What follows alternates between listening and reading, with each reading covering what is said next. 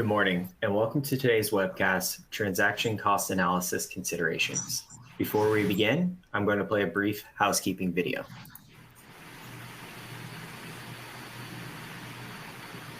Welcome, and thanks for joining. We're pleased to present our continuing professional education webcast series. Before we begin, please keep the following in mind. You can customize how you view our presentation and interact with the presenter. For better viewing, close all other applications and turn up your speaker volume. You can adjust window size and placement or enter full screen mode using the controls at the top right of the window or dragging the bottom right-hand corner to resize. At the bottom of your screen, you'll see a series of icons that relate to a different aspect of our session. You can download a PDF of today's slides from the Slide Deck and Handouts widget. You can ask questions by typing in the Q&A window and clicking Submit. We'll do our best to answer all questions or follow up via email. If you experience technical difficulty, refresh your browser by hitting the F5 key. Today's session offers 1 CPE credit. To receive credit, you must meet the National Association of State Boards of Accountancy requirements. You must attend at least 50 minutes of the session and respond to at least 75% of polling questions. To participate in the polls, please check the button next to your answer within the slide window and click Submit. We'll track your progress and alert you when you've earned CPE credit. You can then click the certificate icon in the CPE Progress widget and download your CPE certificate. Don't worry if you can't download your CPE certificate today. We'll email you a copy in 2 weeks. If attending this webcast in a group, you must complete our group CPE attendance sheet, available in our slide deck and handouts widget to receive credit. Please have all group members sign it and send only 1 sheet per group. CPE credit can only be awarded to participants registered as themselves and isn't available for participants who view the on-demand version. This presentation is not legal, investment, or accounting advice.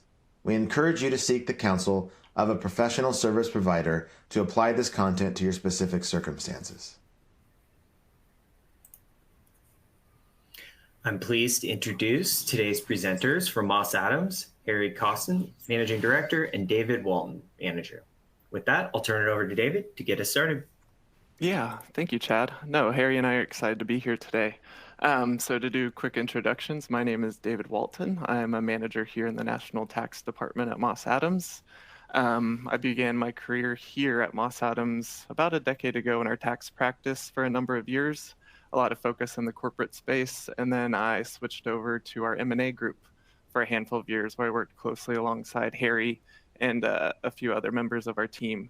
And then I recently found a new home in national tax. So homegrown Moss Adams here. It's been an exciting time as the firm grows and expands to new markets and offers new services. So yeah, excited to be here. I'll let Harry introduce himself and his background. Thank you, David. Good afternoon, everyone. My name is Harry Costin. I've been working in public accounting almost 30 years, spending most of my time within mergers and acquisitions, looking at internal restructuring, buy-side, sell-side transactions, basically soup to nuts to close a transaction.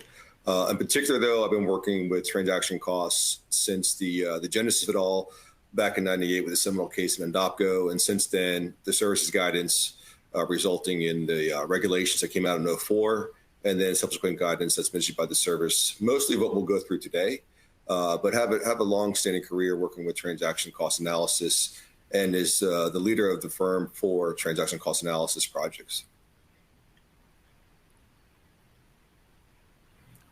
Great, thanks, Harry.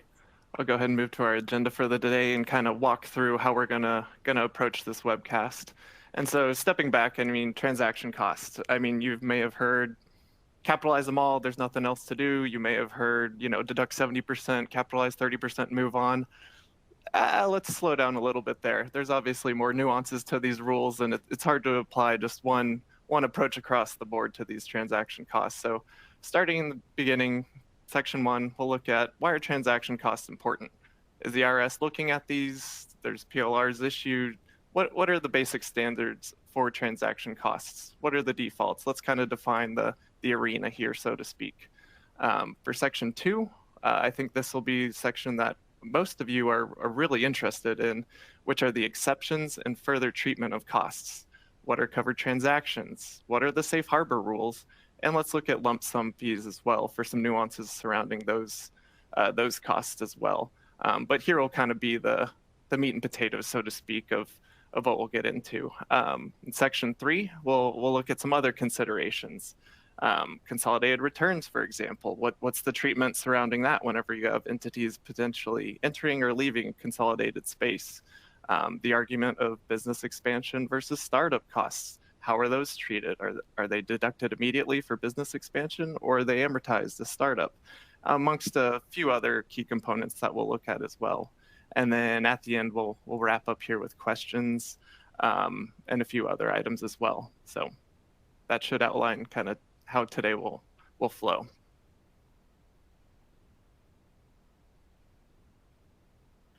All right, we have our first polling question of the day. What brings you here today to learn about transaction costs? Either A, my company is considering a transaction in the near future.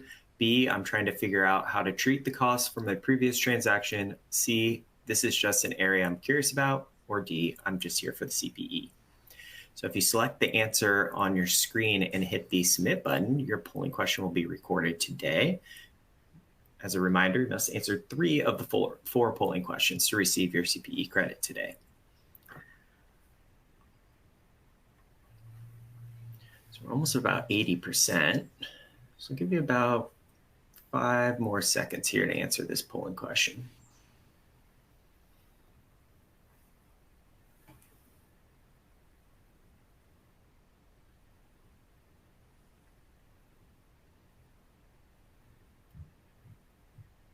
Alrighty, let's move it on to the results. Great.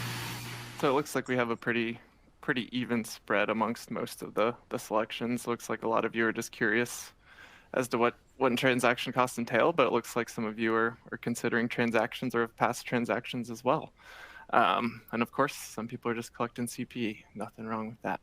So let's move on to section 1. Why are transaction costs important? Why are we here? Why are we talking about them? So stepping back for a second, there's one specific guidance that the IRS released in 2018 that I like to reference pretty frequently. And it's called Examining a Transaction Cost Issue, which is pretty self-explanatory.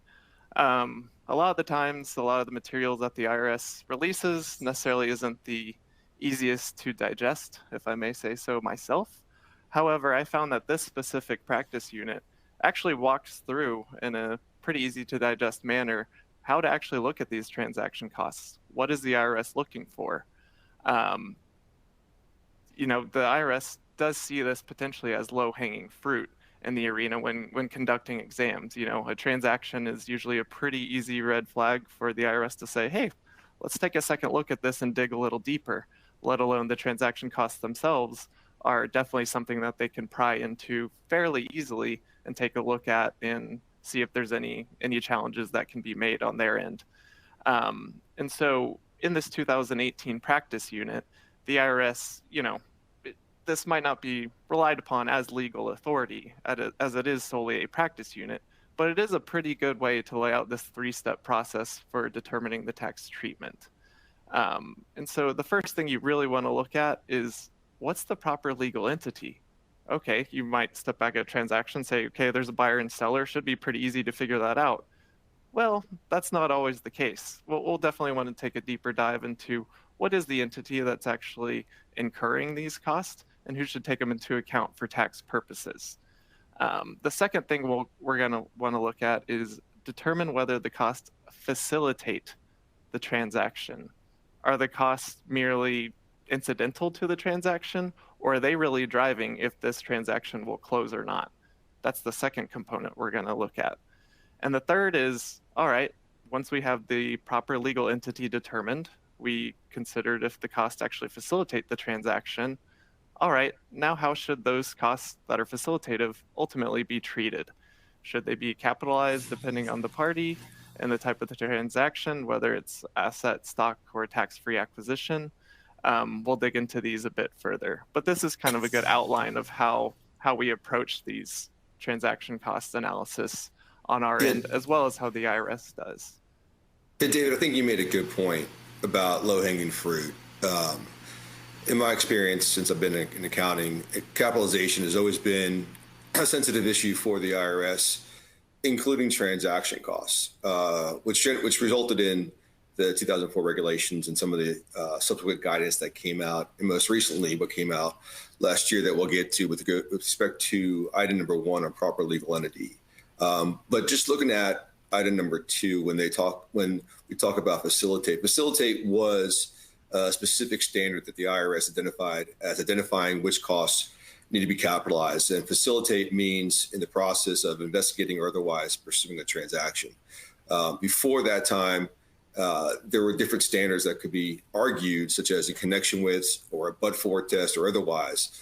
But the service was specific in its intent in identifying when to capitalize costs, and that facilitate word or standard, i.e. in the process of investigating or otherwise pursuing a transaction, had intent behind it when defining capitalized transaction costs.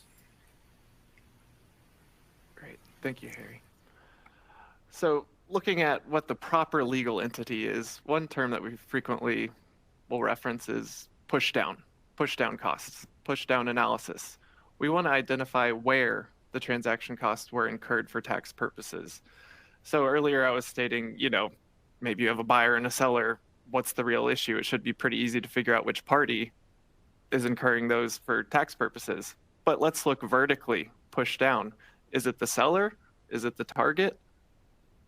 That's where we really want to get into the nitty gritty, so to speak, and really start analyzing who is the party that actually incurred this cost? What was the precipice for the transaction itself? And so the entity that either paid or engaged the transaction fees is not dispositive for these purposes. So that being said, just because a certain entity is engaging an advisor in a transaction and paying them the cash, well, that doesn't always mean that they're incurring that expense for tax purposes. Again, leading to some more of the nuances of these rules. And so what we always want to look at is the direct and proximate benefactor, which was highly speculated in the Square case, in which deductions for loan acquisition costs, commitment legal fees, follow the loan proceeds to such costs relate. And so in this case, we had taxpayer, a target, that merged into the sub of a parent. Parent was negotiating the loan terms. However, the taxpayer, the target, was allowed to deduct a portion of the loan fees because it actually did pay a portion of the loan fees. So what this really set the stage for is, let's take a deeper dive into which of these parties is actually allowed to incur these costs. Again, it's not just the parent in the Square case, although they were the ones negotiating the loan terms, but it was also allowed that target was allowed to as well, since they were paying and incurring those costs as well. And so there's a couple PLRs listed here, 2008, 2009, and more recently, 2023, which really highlight how important it is to get the proper legal entity correct. And so although these are PLRs and may not be relied upon across the board, it at least gives us kind of a sneak peek into what the IRS is thinking and does kind of lay somewhat of a precedent for us to follow. And so consideration with respect to the tax fiction on the cash flow, if the costs were paid by one entity, but considered incurred by an affiliated entity. And so all this is saying is what I said earlier, just because one entity pays the cash does not necessarily mean that they're the ones incurring the expense. So sometimes you get stuck with this fiction of creating, was that actually a deemed distribution or contribution between the parties, and therefore another party should actually get the deduction? And so that's part of what plays into our analysis as well. Yeah. And David, you normally see this analysis more relevant on the sell side, where there's a question of whether it's going to be the shareholder's cost or going to be the company's cost or the target's cost on the sell side, and whether those costs incurred can be considered a seller or a company cost. The stakes are, generally speaking, that if it's a seller's cost, likely to be capitalized and just an offset to the proceeds received, resulting in a net lower capital gain, versus a company cost where the costs that are not considered facilitative can be treated otherwise.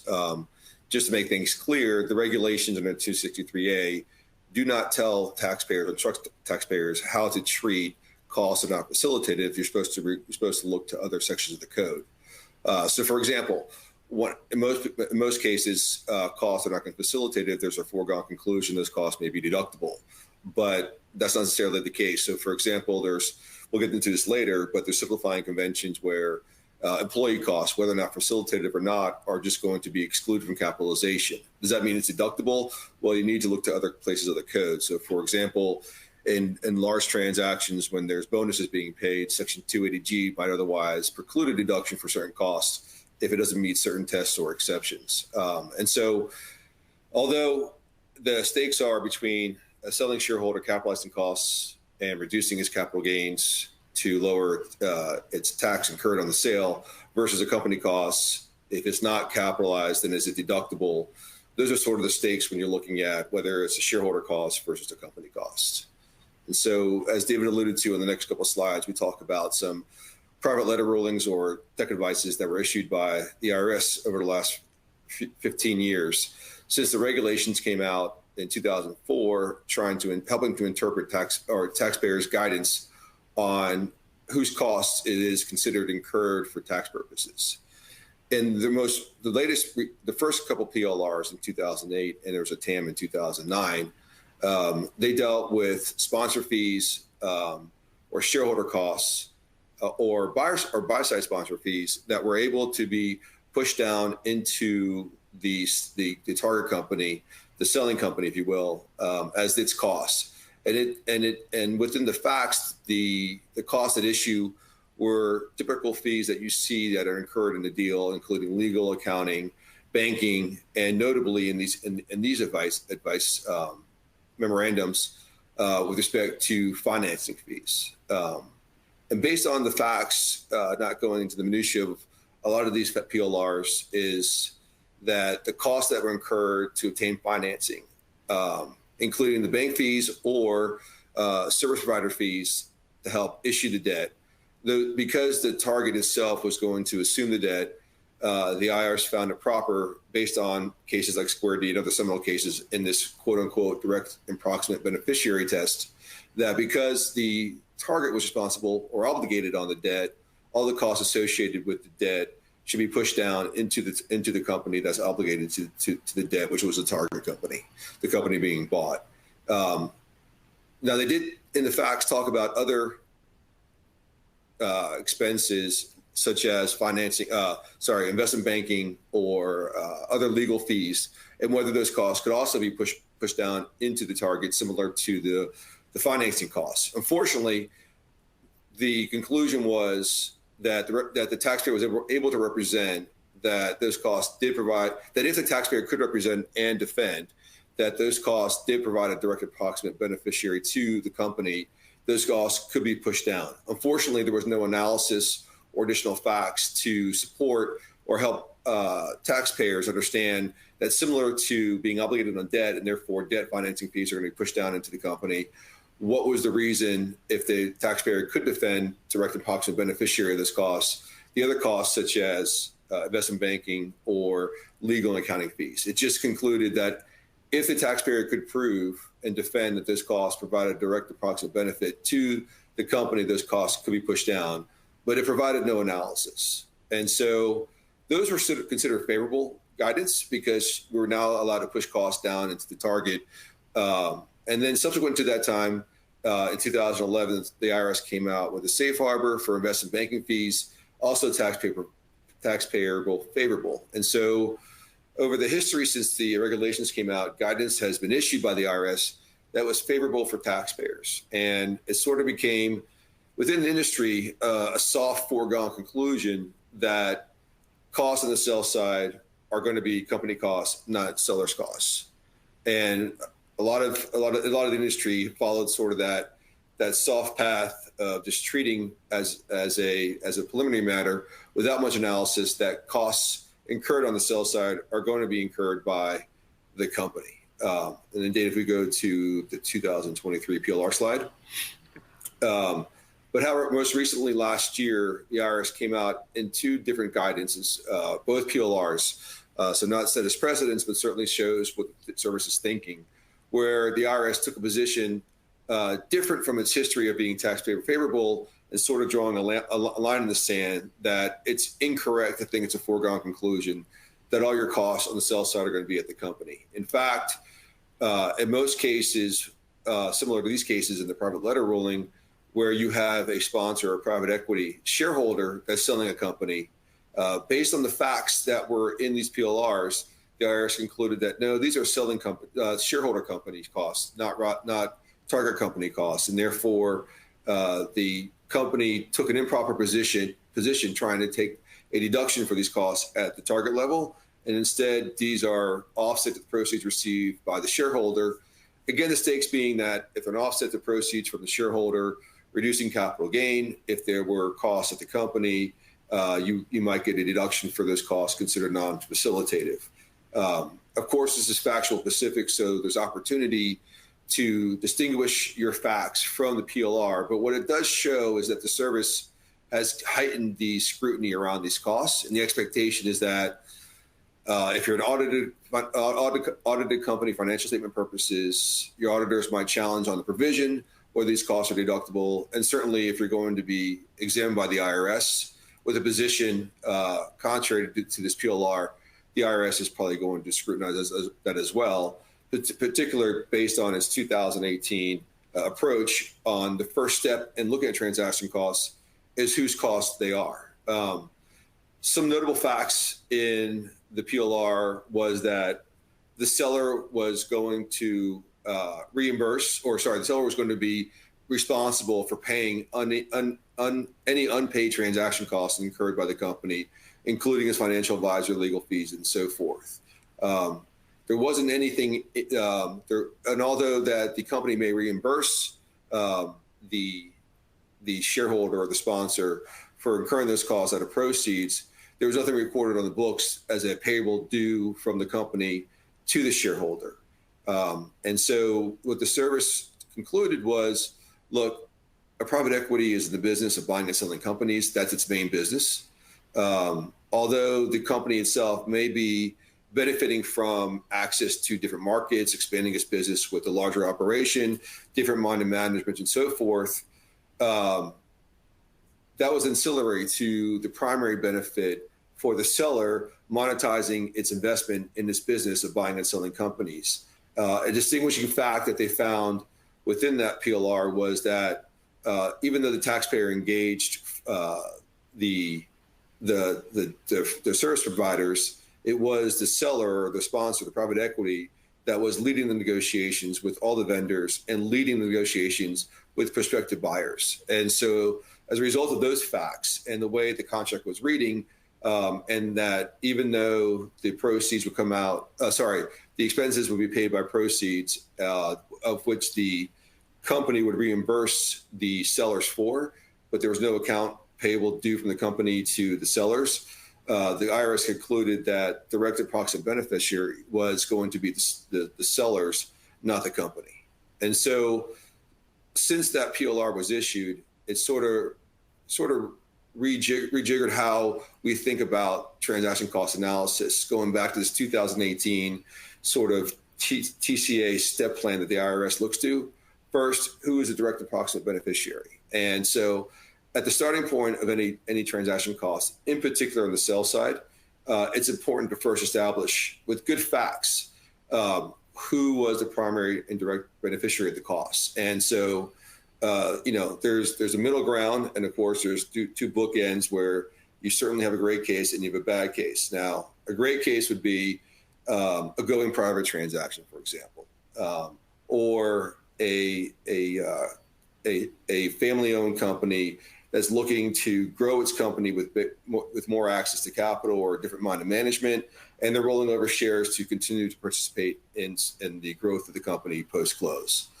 That's sort of the better end of the gamut. The other side of the gamut where it's going to be hard to argue is if, similar to the private letter ruling, there's a private equity sponsor that's selling a company. And similar to the private letter ruling, the company wasn't involved in negotiations, wasn't sitting at the table with the buyers, or the vendors trying to discuss and create a transaction. It was all done above the company at the private equity. And so that would be sort of the worst side of the case scenario, where it's hard to argue that the cost would not be sponsor costs and rather company costs. And so, again, the first thing that we think about when we do transaction cost analysis, have that conversation with the company and develop the facts. So we know where on this gamut that, where you can take a deduction at the company or they're going to be an offset of proceeds received by the seller. First, establishing the facts where we come out. If it's somewhere in the middle or you're closer to the other end of the bad side of the facts, but you want to push those costs down, well, it's a nuanced analysis. It's not there's no bright line test. There's nothing out there that gives you absolute certainty.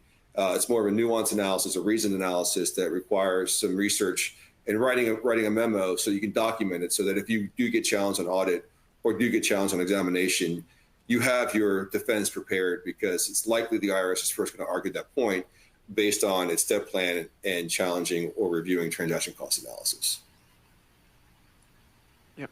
Thanks, Harry. Yeah. And this third bullet point here really kind of drives that home for me personally is, the company represented considered new ownership to be beneficial to its future growth prospects. Great. It doesn't mean they're incorrect or wrong in any matter, but this was determined to be incidental and indirect benefit from the sale. Again, you want to know what the direct and proximate beneficiary is, in this case, when determining the proper legal entity.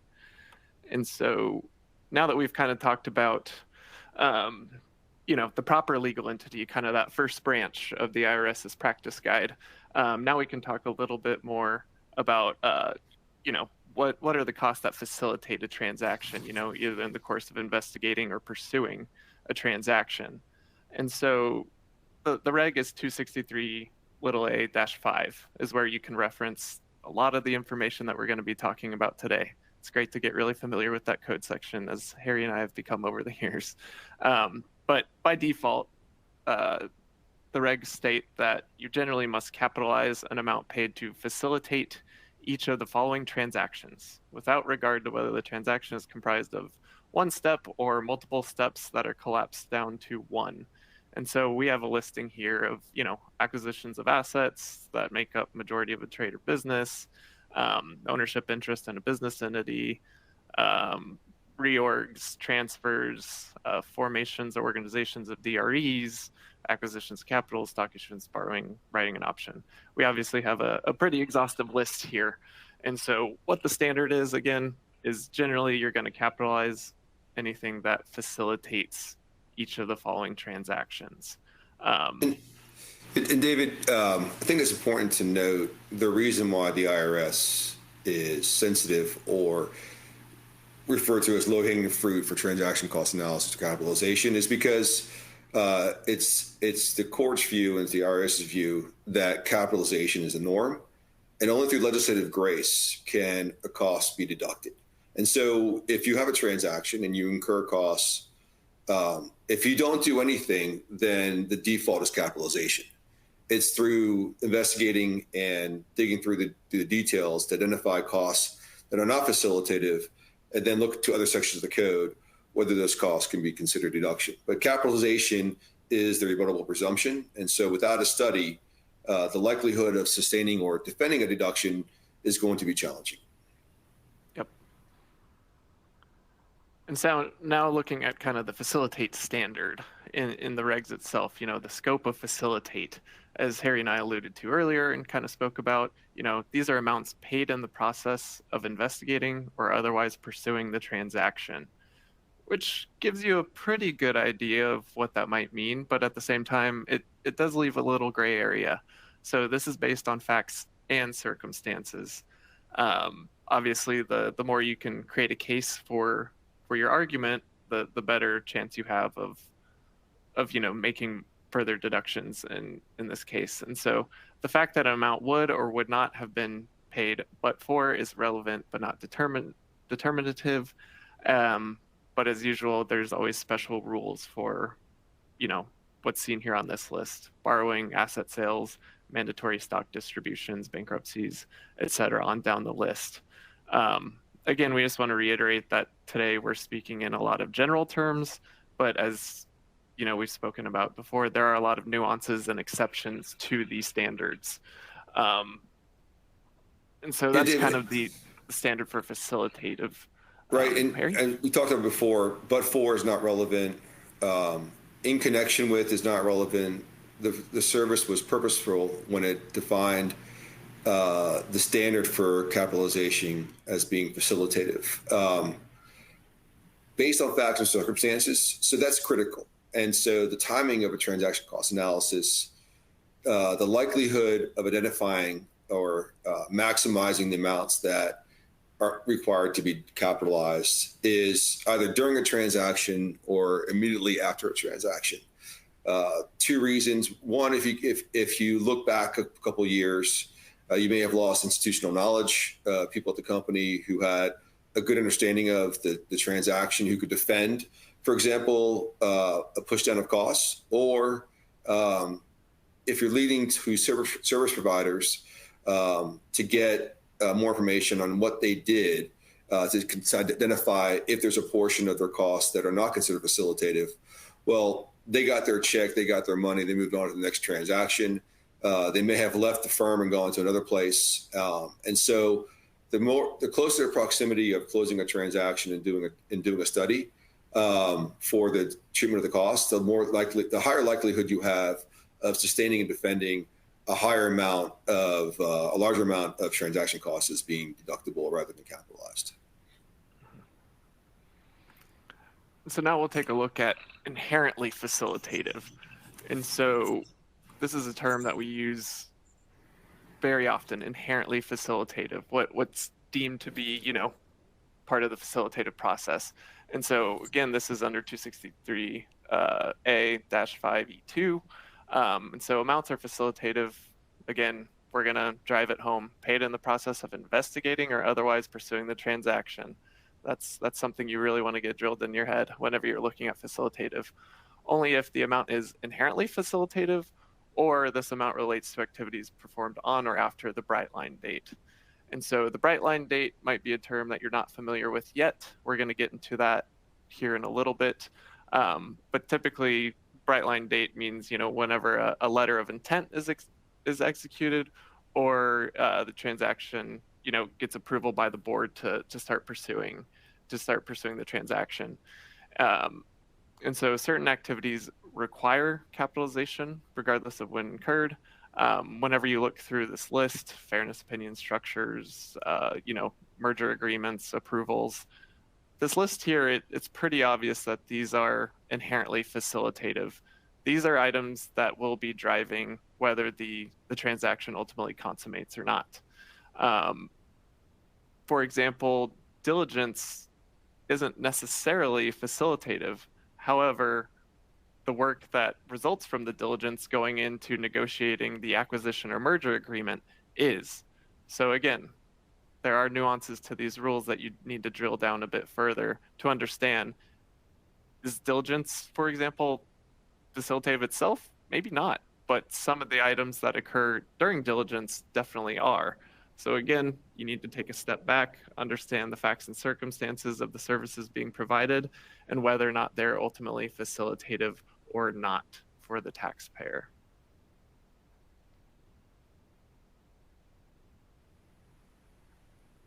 All right. Okay. And now that we've kind of set the standard, yes, sorry? No, go ahead. This is where we get out of the sort of general rules into the exceptions. Exactly. So now that we've kind of set the stage for most of the general rules and kind of what the default is, what the IRS is looking for, we'll now kind of jump into the exceptions and the further treatment of costs. Where can we really provide value to clients? Where can the taxpayer really make some deductions that save them dollars, and things of that nature? Yeah. So just to hone in on sort of the ordering of doing a study, right? We've come to a conclusion under who is the direct approximate beneficiary of the costs is going to be the company. Because again, if you're going to treat it as a shareholder cost, these rules don't really apply. You're just going to capitalize the costs of the proceeds received and reduce your net capital gain. But we've assumed now that we've crossed the hurdle on direct approximate beneficiary, and now we're working at the company level to figure out what costs that were facilitative need to be capitalized, and are there any exceptions to the facilitative standard? And so, again, rebuttable presumption is everything is capitalized. However, the service has provided some exceptions. The first exception is if you have a quote unquote covered transaction. And a covered transaction includes one of three things. Either you have a taxable sale of assets limited to the buy side only. You do not have a covered transaction if you're on the sell side selling assets. The second covered transaction is if you have a taxable stock deal or equity deal where the company and the buyer become related by 50%. Or a third covered transaction would be sort of a reorganization under 368, either as a stock or an asset purchase or acquisition. And assuming if you meet one of those three covered transactions, then you have a bright line date. And a bright line date is defined as the earlier of signing an LOI or when the board approves the material terms to a transaction, which could also be coincidental with in a day or on the same day that the transactions documents are signed. And so when you look to the facilitative standard, if you're within one of the three covered transactions and the costs are not considered inherently facilitated. And so Dave, if you go back 2 slides to that inherently facilitative standard, so you may have a covered transaction, but if you're with any of these 6 categories on the third bullet point, this bright line exception doesn't apply. These costs have to be incurred no matter what, have to be capitalized no matter when incurred on the transaction. But okay, I'm going back to the other slide on the bright line test. But if you have things that are outside the scope of those facilitative activities, for example, due diligence, well, all due diligence that is incurred prior to the bright line date are not subject to capitalization and they're treated otherwise. Any due diligence incurred on or after the bright line date are considered facilitative and then have to be capitalized. And so that's the first exception. And so this is sort of the timeline that we were thinking about, with respect to the bright line date. Date A would be the earlier date, maybe a letter of intent, and date B would be sort of when the board approves. And so again, it's costs on or before the earlier of the letter of intent or when the material terms are approved by the board. They can be deductible as long as again they're not inherently facilitative. But anything after that date that's facilitative, these exceptions don't apply, and all the costs have to be capitalized. And so we quickly went over what the covered transactions are that are eligible for this exception to the facilitative standard. Again, a taxable asset deal, but only on the buy side. Taxable acquisitions where the company and the buyer become related, generally speaking, by 50% or more. And then you have tax-free or tax-deferred reorganizations under 368. Mm-hmm. And just to reiterate one point, we're kind of talking about a letter of intent whenever determining the bright line date, but then you definitely want to make sure you're taking a good look at the purchase agreement, merger agreement, acquisition agreement, whatever it is, to really understand the transaction itself. We sometimes see people make mistakes of relying on the wrong documents in each of these analysis. And so it's very important to get your ducks in a row to really make sure you understand, is it a covered transaction based on the purchase agreement? Where's the bright line date based on the letter of intent, and things of that nature? That's a great point, David. In some transactions, there can be different iterations of an LOI related to the same transaction, or within a certain proximity, there may be different LOIs for different transactions. And so which LOI do you use, the earliest one or the later one? Facts and circumstances. Was the LOI a distinct different deal that was old and cold and dead, and is the next LOI sort of a new transaction where you use a second LOI? Or are they just iterations of the same transaction with different changes to some of the terms or the conditions within the LOI? And so you would treat the first LOI as the bright line date, where if you had enough facts to distinguish the LOIs, you might use the later LOI to push out sort of what the cost can be considered non-facilitative. So, David, great point. Documentation is key. Reading all the agreements is key. Nothing here is a foregone conclusion. Facts and circumstances is sort of the overriding analysis here. Yeah, and the sooner you can get a tax professional involved, like we talked about earlier, to really understand the facts and circumstances before too much time has gone by, before people forget, before people leave the company, things of that nature, the better it is that we can come in, understand the context and the facts and circumstances, and then take our time to build our analysis thereafter. So we talked about the covered transactions, the 3 transactions or type of transactions that are where this bright line date is applicable to identify facilitative versus non-facilitative costs that otherwise might be facilitated if it wasn't for this bright line date on covered transactions. Here's a list of transactions that are not included within the covered transactions. But in the interest of time, you guys can download these slides and see sort of what these transactions are. But rather than just reiterate what's on the page, I think we should just move on. All right, we have our second polling question of the day. An example of a covered transaction under Treasury Regulation 1263, small a, -5 would be A, a minority investment in an entity, B, bankruptcy proceeding under Title 11, or C, taxable stock purchase of 100% interest of a corporation. So if you select your answer on the screen and hit the submit button, your polling question will be recorded today. We'll give you about 10 seconds here to answer this polling question.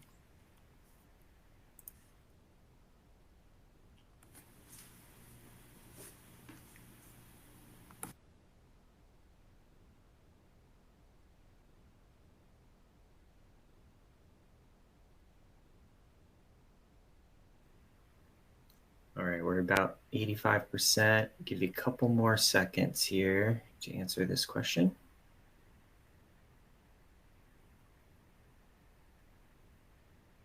All righty, let's move on to the results.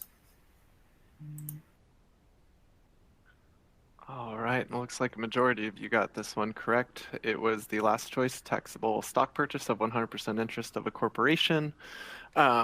Bankruptcy, the second choice, is not a covered transaction that was under that list that Harry just shared, and a minority investment in an entity does not qualify. Typically, a taxable acquisition would need to be related under 267B or 707B, which generally means 50%. So generally, you would see a majority investment in an entity, maybe a covered transaction, but generally not a minority investment. So that's why it's the taxable stock purchase of 100% interest of a corporation here. So now we're looking at simplifying conventions. We can go through this one pretty quickly. So capital transaction costs do not include employee compensation, including salary, bonus, and commissions. Obviously, there may be other limitations under Section 280G for golden parachute payments, which Moss Adams did a webcast on that a couple months ago. If you want to learn about 280G, I'll plug that in. There's also other items such as fixed overhead, rent, utilities, depreciation, de minimis cost, or alternatively, you can elect to capitalize everything, including these simplified conventions. The general rule here being that these are typically not facilitative of a transaction or such small dollars that they're not a big deal. So we can keep that one pretty short for now. So moving on to success-based fees. As Harry kind of spoke to earlier, there was a RevProc 2011-29 that provides a safe harbor election, which was, most taxpayers were thrilled to hear this. So just stepping back for a second, a success-based fee, what is that generally? In the context of a transaction cost arena, we're typically talking about, investment banker fees and things of that nature. Once the deal closes, they're going to get paid. And so ultimately, how do we determine, the amount that was considered facilitative to the acquisition? And so previous to my time practicing, Harry might be able to speak to it a little bit more, but significant contemporaneous documentation used to be required to actually break out what was considered, facilitative versus not. And so this meant thick binders, a lot of documentation, trying to figure out what was facilitative, what was not, what was deductible versus not. The burden was pretty high on the taxpayer and the IRS. And so the IRS came out with Rev Proc 2011-29, which said, all right, you can take 70% of the fees as non-facilitative and 30% of the fees as facilitative. And so again, this is a safe harbor election that the taxpayer would need to make. Generally, we see it reducing a lot of headaches for the taxpayer, but it's not necessarily a path that you always want to pursue either. And we can get into a little bit more of that. Yeah, that's a good point, David. Prior to 2011, there was a lot of contention between the IRS and taxpayers on whether you met the documentation standards, which was just a heightened standard for purposes of taking a deduction for a success-based fee. A mere allocation letter from the banker to say, here's what the 5 things that we did, here's an allocation of the percentage of time for each one, wasn't sufficient. And so you were left to develop contemporary documentation to support those things. Well, bankers don't keep their timesheets, right? They just hit you with a percentage of what the total deal value is. And so you were left pulling contemporary documentation that wasn't, directly connected to any activity. It was just meetings or putting together the binders for the management presentation and so forth. And like David said, basically, the weight of the binders or the volume of the binders, the higher the comfort level you might get to, but it wasn't with certainty. And so to reduce the contention, the safe harbor came out in 2011 to say, hey, we'll take it off that table. If you have a covered transaction and you have a contingent fee, we'll allow you to make an election in lieu of the contemporary documentation to say that 70% was not facilitative and treated otherwise, and 30% is facilitative and capitalized. Yep. And although this generally makes it a easier path to pursue than getting all the documentation, if you do elect to follow the 2011-29 safe harbor, it doesn't mean it's necessarily, you just deduct 70 and capitalize 30, like I said. There's these list of bullets here where you have to look at only covered transactions. They're only for the success-based fees, and it applies to all of them. You can't pick and choose which success-based fees you want to do the safe harbor on and which ones you don't. Once you make that election, it's across the board. Again, this goes with the tax return, that you need to make sure that you actually make the election itself. So reading the engagement letter with the banker is critical, and seeing the invoice is critical, because many times there are portions of the fee that may be considered a retainer fee or a milestone fee or a opinion fee. And those amounts are due either at signing the engagement letter, issuing an opinion letter, or reaching an LOI. All of those are fixed. And so usually when you have a transaction fee that's going to be contingent, it's going to be 4%, 5% of deal value, less any other payments. And so when you look at the portion that may be contingent, you first have to back out those fixed payments to come up with the net amount that's going to be contingent, that's eligible for the safe harbor. So it's not just a transaction fee, it's just a portion of the fee that was contingent on closing. Yep. Separate from success-based fees, we have what's quote unquote lump sum fees. And so the documentation standards for a lump sum fee is a lot lower than for success-based fees, meaning that if I get an invoice from an accounting firm, or I get an invoice with a one-page number and not all the detail behind it from a law firm, the courts have concluded that you're able to get an allocation letter from those vendors to say, hey, of the $100 from fees, here's 5 buckets, and of those 5 buckets, here's a percentage of that $100 that I went to. And just that letter on itself is satisfactory for identifying capitalization versus non-capitalization, where unlike the success-based fees, you don't need anything further than just that allocation letter. Yep. And just kind of, we're talking about dealing with these service providers, how to handle it, how to coordinate it. We're obviously going to be dealing in, tax CPA language as well, just depending on how savvy or how familiar you are with it. And so here at Moss Adams, we're definitely happy to help facilitate these conversations with investment bankers, with your accounting firms, with law firms, and kind of drive that process too. Just so that you're aware, it's not, you don't have to go and collect all these things. We can kind of help facilitate and coordinate that effort as well. Hey, Chad, or maybe it's worth going through the third and fourth polling question, make sure we get CPE, and then try to cover the rest of the information so that we don't run the risk of going over time without getting people their CPE. Yeah, that works. With that, we have our third polling question.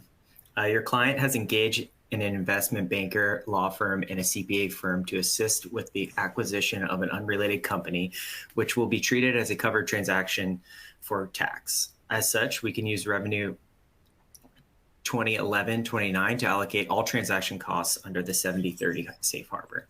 It's either A, true, or B, false. So if you select your answer on the screen and we hit the submit button, get your third polling question recorded here today. And then, Chad, let's jump to slide 31 and 32, and then we get into the polling question on 4, which is based on those. Perfect. Make sure we don't run out of time. Apologies to the group that we didn't get through all of it, but you can download these slides. And I think if we get through 31 and 32, we cover most of it. There's some parts on 30 I'd like to get to as well, but let's do 31 and 32 first. That's good. And I'll give you a couple more seconds on this polling question here.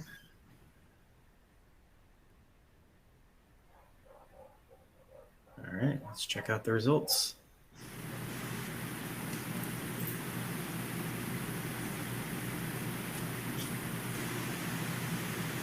Right. Harry, do you want to walk through this one? Sure. Your client engaged an investment banker, law firm, and CPA to assist with the acquisition. Unrelated, as such, can you use 2029 to allocate the transaction costs under 70-30? Well, the answer is true and false. And so the safe harbor, again, is only relevant for those covered transactions. And so we meet that standard, but it's only relevant for covered transactions with a success-based fee. And so the investment banker likely had a success-based fee, but the law firm and CPA probably just charged you the hours incurred. That wasn't success-based. And so the red proc would be, or the safe harbor would be relevant for the investment banker, but would not be relevant for the law firm and the CPA. Let's go to the next slide, David. This one? No, next one. Yeah, keep going. Go to the next one after this. Let's get through this one and abandoned transactions. Mm-hmm. Dave, if you don't mind, I can get through this pretty quickly. Yeah. The idea here is that this is really on the buy side. So usually the buyer, if it's a private equity, the buyer is going to set up probably a NewCo. If it's private to private transaction, well, you probably have a company, the buyer that's already an established trader business. The idea here is that if you are on the buy side and you have non-facilitative costs, and they can otherwise be treated deducted, assuming there's nothing else in the code that requires capitalization or otherwise, are they treated under 162 or are they subject to capitalization and amortized over 15 years under Section 195? The question goes to whether or not you're expanding your business or the buyer is starting up a new trader business. Generally speaking, if a shell company is being formed and it's not affiliated under a larger control group with the same sort of business line, then the acquisition is going to be startup costs. And so those costs that are not going to be capitalized but treated otherwise, maybe under 162, because it has no existing operations or no other business to establish itself before the transaction, those deductible costs get subject to capitalization and amortized over 15 years. Otherwise, if you have a private equity group that's adding a portfolio company to its platform, the same line of business, or you have a private company expanding its business and buying a target just to get more market share, or otherwise, those 162 costs are likely going to be considered 162 costs and treated as an immediate deduction. So that's the purpose of this slide. And then the next slide on abandoned transaction costs. Yeah, and I just wanted to point out that in this case, the new line of business, it doesn't mean it has to be a new business. It just has to be a new line of business to the taxpayer. So to keep those. That's a good point. Thank you. Yeah. And then on abandoned transaction costs, so when the IRS issued the regulations, the standard was that the transaction, if you have an abandoned transaction, you have to establish it being mutually exclusive of another transaction, meaning that you had to. It has to be the case in order to take a 165 loss on transaction costs if you'd abandoned transaction, as if you had completed that transaction and the ultimate consummated transaction. So if you had to get out of one transaction and to get another transaction, that's a bad fact, and it's unlikely that you could deduct the costs associated with the first abandoned transaction to get into the second transaction. Instead, the capitalized costs get capitalized with the capitalized costs of the consummated transaction. But let's say you could do, you could sell a portion of the company to raise capital, and you could also issue debt to raise capital. And you were unsuccessful in raising capital through selling part of the company, or vice versa. You were unsuccessful in getting the debt issued. Well, because you could have done both transactions, depending on the facts and circumstances, if you had abandoned one, you may make the argument that you can take a loss on those transaction costs related to the abandoned transaction, rather than having to capitalize them into the consummated transaction. And so it's facts and circumstances. Sometimes you may see a fact where in year one the company looked to being sold, but things died out and it put it on, and the transaction died. And then 3 years later, the company did a transaction and was sold. Well, is it the case that the first transaction was part of the second transaction, or was it old and cold and dead and not put on the shelf, but just thrown away? Or was it sort of still in play, and then 2 or 3 years later, something picked up? Those are sort of the facts and circumstances you have to establish, either because you could have done both transactions, or the transactions were so significantly different, you can take a loss on the earlier transaction. And so, again, heavily facts and circumstances, an issue the IRS will likely challenge if they see abandoned transaction costs. And so, again, documentation, facts and circumstances, a reasoned analysis is important in order to sustain any loss taken on transaction costs. And so, Chad, do we have yeah, there we go. Awesome. Yeah, and our fourth and final polling question of the day. After this webinar, do you have a better understanding of transaction costs? Either A, yes, I'm ready to tackle transaction costs by myself. B, somewhat. C, no, I'm lost and need help. Or D, CPE acquired. I don't care. So we'll give you about 10 seconds here to answer this polling question, and we will wrap things up.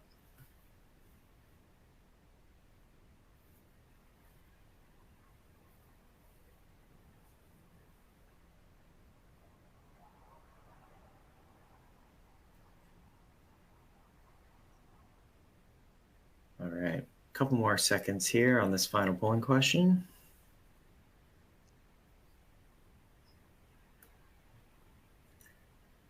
All right. Great. Yeah, Thanks, Chad. That's a good result. Again, I've been doing transaction cost analysis for almost 25, 26 years, and there's no set of circumstances that always fits in the same box. The facts and circumstances are always different.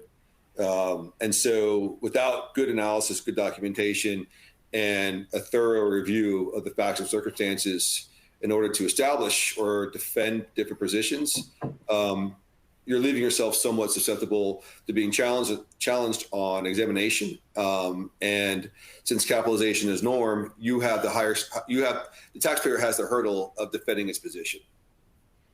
Yep. Thanks, Harry. And then I'll go ahead and introduce one of my colleagues, Jen Menendez, briefly. She can speak to some of the transaction tax projects that we're working on here at Moss Adams.